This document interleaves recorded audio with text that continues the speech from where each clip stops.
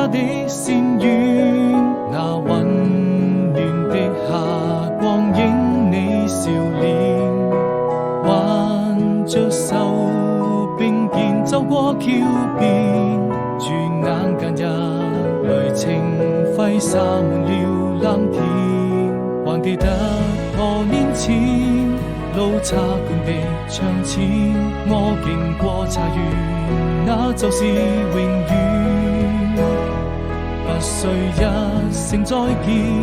不需一句誓言，因為我心中無盡思念。